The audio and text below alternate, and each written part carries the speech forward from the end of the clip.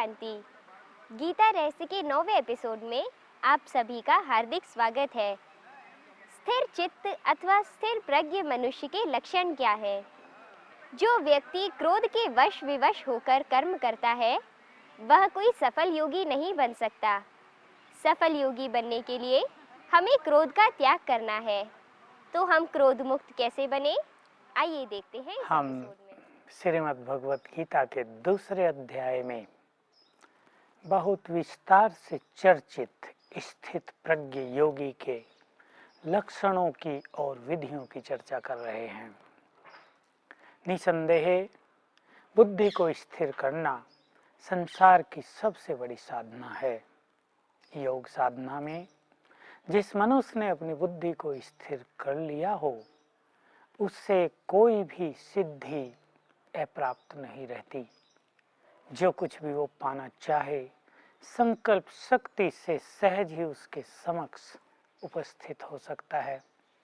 बुद्धि की स्थिरता मनुष्य आत्मा को बहुत बड़ी बड़ी शक्तियां और सिद्धियां प्रदान कर देती हैं। इसी विषय को आगे बढ़ाते हुए हम अब चर्चा कर रहे हैं क्रोध पर। इंद्रियों को विषयों से हटाने वाला योगी ही स्थित प्रज्ञ हो सकता है। ये महावाक्य बार बार आए हैं। इसी में एक चीज है कि काम के बाद क्रोध की उत्पत्ति होती है।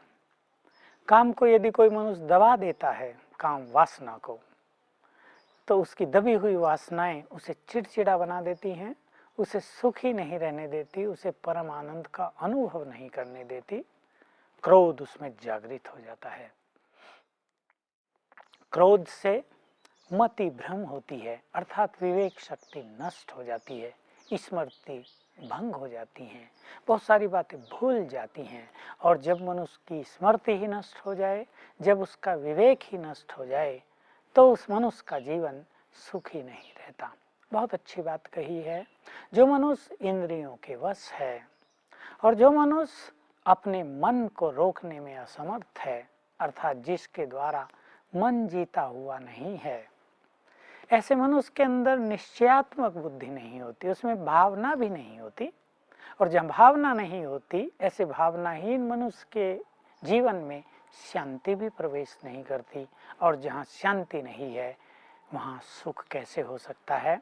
और जब जीवन में सुख नहीं होगा तो सुख की तलाश में मन इधर उधर अवश्य भटकता रहेगा। तो ये क्रम है। यदि मनुष्य निश्चयात्मक बुद्धि नहीं है तो वो स्थित प्रज्ञ भी नहीं हो सकता। किसमें निश्चय? परमात्मा में निश्चय, स्वयं में निश्चय, उसके सत्य ज्ञान में निश्चय। क्योंकि मनुष्य संसार में अनेक मतें सुनता है, जानता है, पढ़ता है। अनेक मतों के कारण मनुष्य की बुद्धि भ्रमित हो जाती है। इन बुद्धिमान मनुष्य भी कहीं कहीं भ्रमित होते हुए नजर आते हैं। तो परमात्मा जब सत्य ज्ञान देते हैं तो अनेक मनुष्यों को उसमें निश्चय नहीं होता। खैर, इसकी चर्चा थोड़ी देर से। पहले हम चर्चा कर रहे हैं क्रोध पर। क्रोध मनुष्य को आता है। आज तो बिना कारण भी क्रोध आता है। इच्छाएं पूरी न होने पर भी क्रोध आता है। चिड़चिड़ेपन और रोब के रूप में भी क्रोध आता है।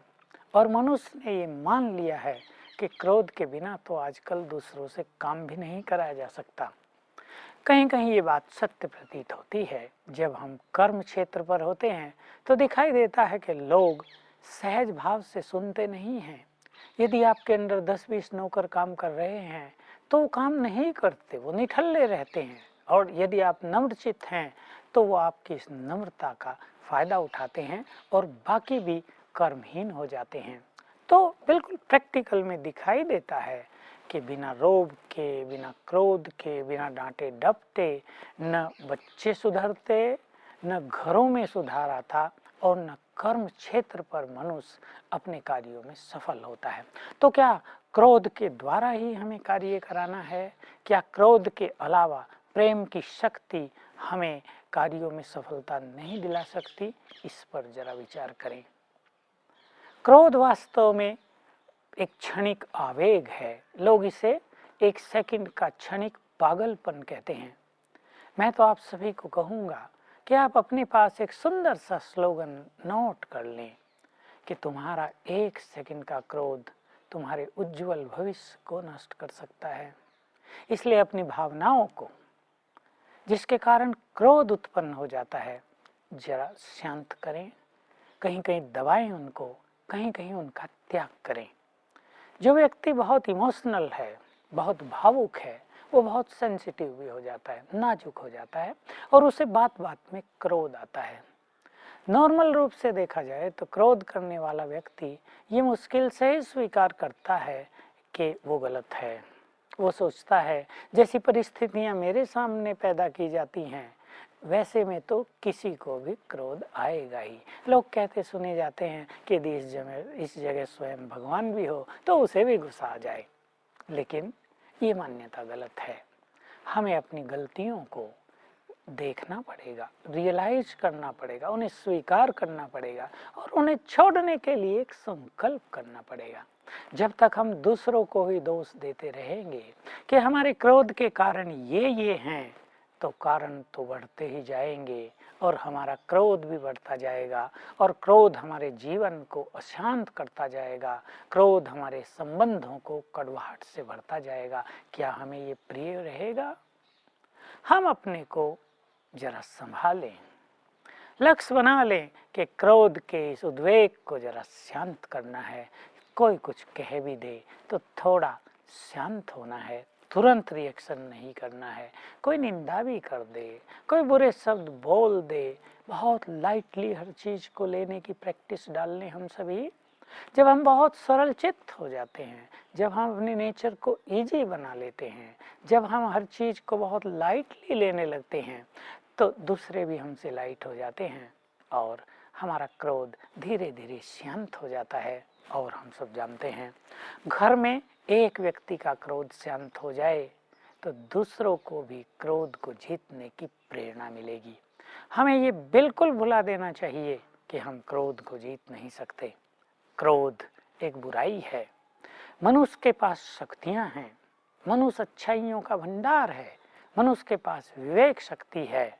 यदि मनुष्य अपने विवेक का प्रयोग करे, यदि वो अपनी शक्तियों की स्मृति में रहे, तो इन सभी मनोविकारों पर वो सहज ही विजयी हो जाता है।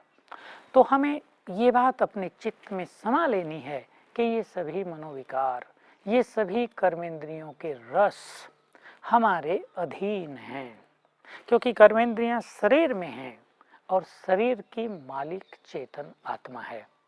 इसलिए कर्मेंद्रियों के रस यदि चेतन शक्ति को, आत्मा को अपनी ओर आकर्षित करते हैं, तो हमें जरा सावधान होना है, अपने को याद दिलाना है तुम एक शक्तिशाली आत्मा हो, तुम इस देह से न्यारे हो, तुम इस देह के इन कर्मेंद्रियों के मालिक हो। तुम्हें इन कर्मेंद्रियों को स्वयं रस देना है, पवित्रता के वाइब्रेशंस देने हैं, शांति का प्रवाह भेजना है उनको, उनकी ओर सुख भेजना है, न कि उनके वाइब्रेशंस के स्वयं को अधीन बना लेना है। तो सभी, चाहे कोई योग के मार्ग पर अग्रसर है, चाहे कोई गृहस्थ व्यवहार में रहता हुआ अपना सांसारिक जीवन व्यतीत कर रहा है, कर्मेंद्रियों की अधीनता तो सबके लिए ही बुरी है। आपने भारतीय सभ्यता या फिलॉसफी या इतिहास, इन सब का यदि थोड़ा बहुत अध्ययन किया हो तो आपको पता चलेगा कि एक समय था ये काम वासना केवल संतान उत्पत्ति तक सीमित थी। धीरे धीरे इसके प्रति मनुष्य में रुचि बढ़ती गई और आज ये जीवन बन गया है। आज इसी के लिए मनुष्य जीता है।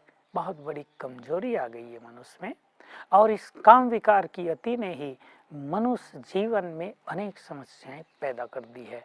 यदि हम बहुत सूक्ष्म रूप से साइकोलॉजिकली इसका विश्लेषण करें, एनालिसिस करें, तो हमें पता चलेगा कि ये काम विकार ही सभी अन्य विकारों का बीज है।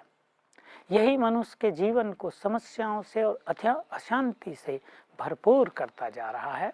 तो हम सभी आज श्रीमद् भगवत गीता का ये सुंदर संदेश सुनकर कि काम से क्रोध की उत्पत्ति होती है, क्रोध से मति भ्रम होता है, विवेक शक्ति नष्ट होती है, विवेक शक्ति नष्ट होने से मनुष्य के निर्णय गलत हो जाते हैं और गलत निर्णय होने से उसका जीवन ही पतन की ओर चला जाता है। हम इस संदेश को अपने जीवन में धारण कर लें कि आज से हम अपने क्रोध को छोड़ रहे हैं। बोलो, सभी श्रोताओं से मैं पूछ रहा हूँ, क्या आप अपनी इस बुराइयों को छोड़ने का साहस रखते हैं?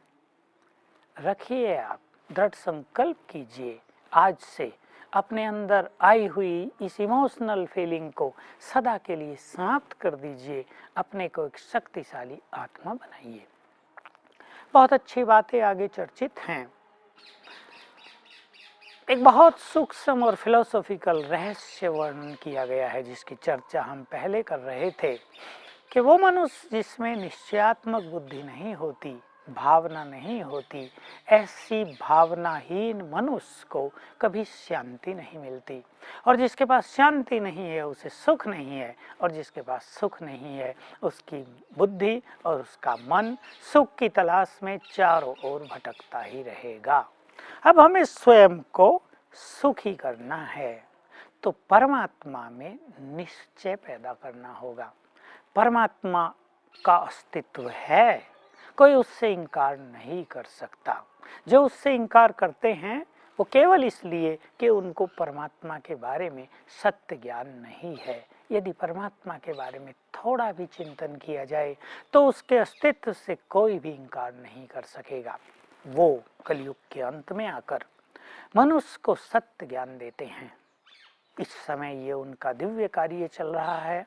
वो पुनः गीता का ज्ञान दे रहे हैं, लेकिन उनमें निश्चय बुद्धि होनी ही चाहिए और भावना भी होनी चाहिए कि वो हमारे परम कल्याणकारी परमपिता हैं, वो पतित पावन हैं, वो हमें सन्मार्ग दिखाने वाले हैं। और इस निश्चय के साथ यदि हम उनसे योगयुक्त हो जाएंगे, यदि हम अपनी बुद्धि को स्थिर करके उनके स्वरूप में लगा देंगे तो हमें परम आनंद की प्राप्ति होगी।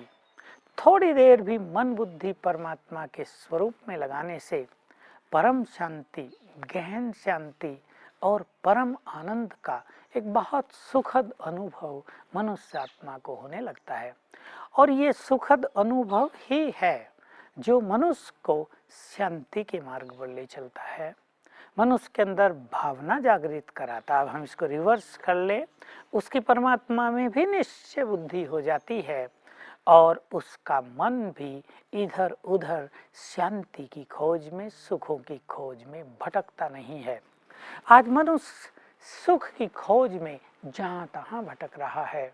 कभी वो पिक्चर देखने जाता है, कभी वो टीवी के आगे बैठता है, कभी वो इंटरनेट खोल कर बैठ जाता है, कभी वो खेल देखने चला जाता है, कभी वो कमेंट्री सुनता है, कभी वो अच्छे वस्त्र पहनता है, अच्छा भोजन खाता है, मनोरंजन के अनेक तरीके अपनाता है। लेकिन ध्यान से देखें कि सुख तत्काल ही समाप्त भी हो जाता है। ये सुख क्षण भंगुर सुख हैं। यदि परमात्म सुख, परमात्म आनंद किसी मनुष्य आत्मा को मिलने लगे तो इन सुखों के पीछे भागने की आवश्यकता नहीं रहती। इसी के लिए कहा है कि सांसारिक मनुष्यों के लिए जो रात्रि के समान है, योगी जन, ज्ञानी जन, परमात्मा के स्वरूप में स्थित जन, स्थित प्रज्ञ योगी उसमें जागता है, अर्थात वो उनके लिए दिन के समान है।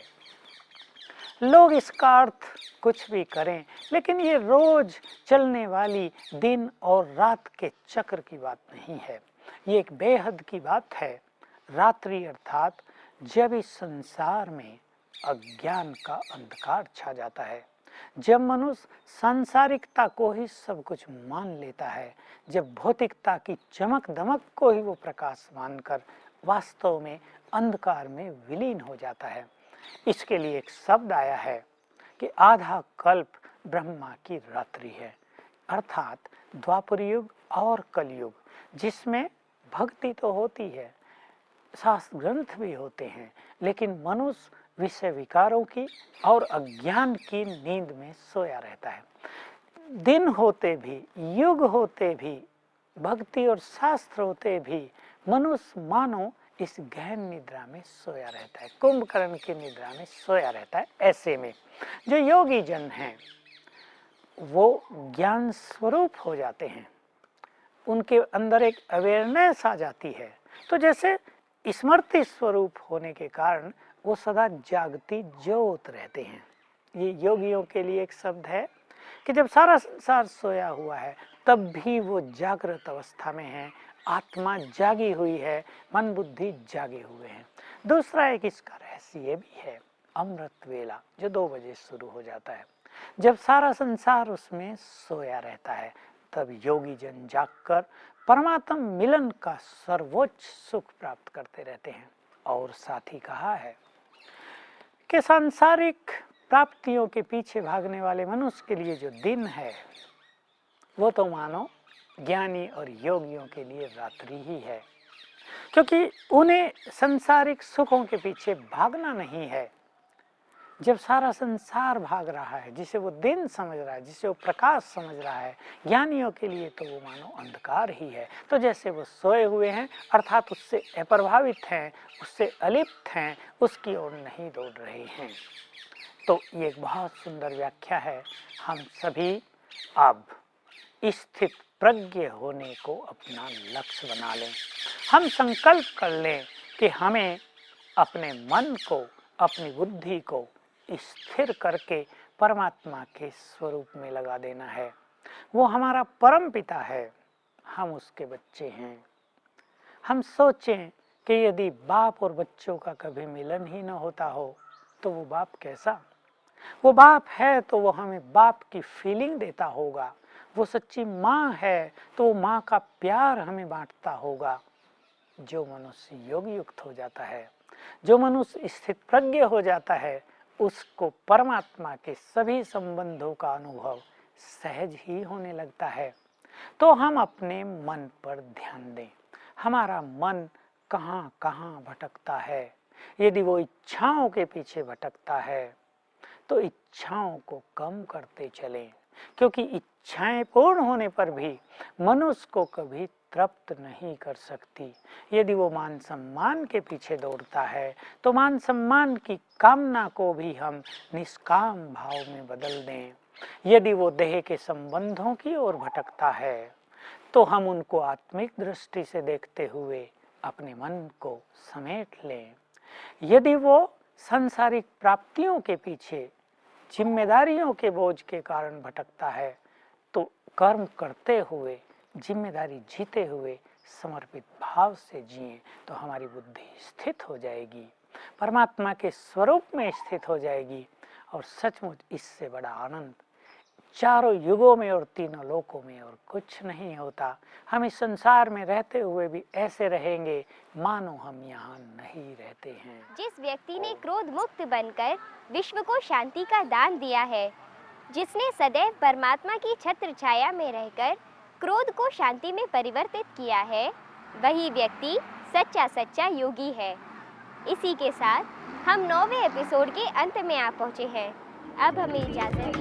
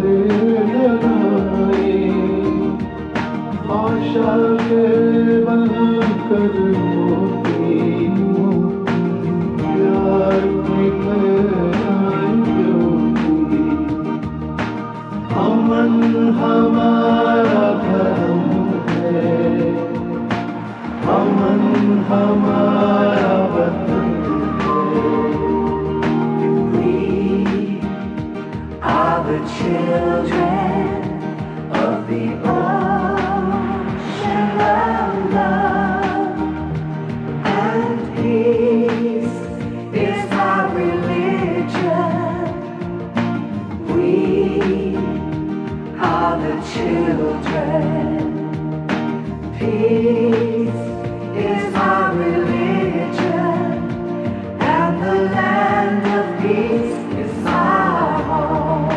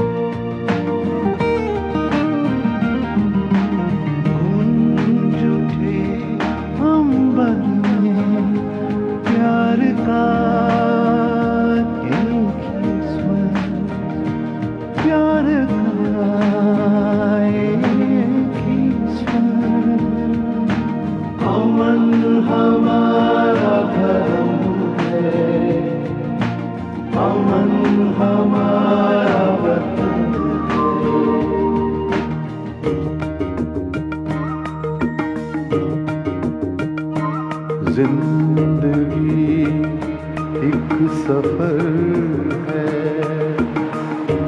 रास्ते मुश्किल ही सही, हौसले गर है बुलंद,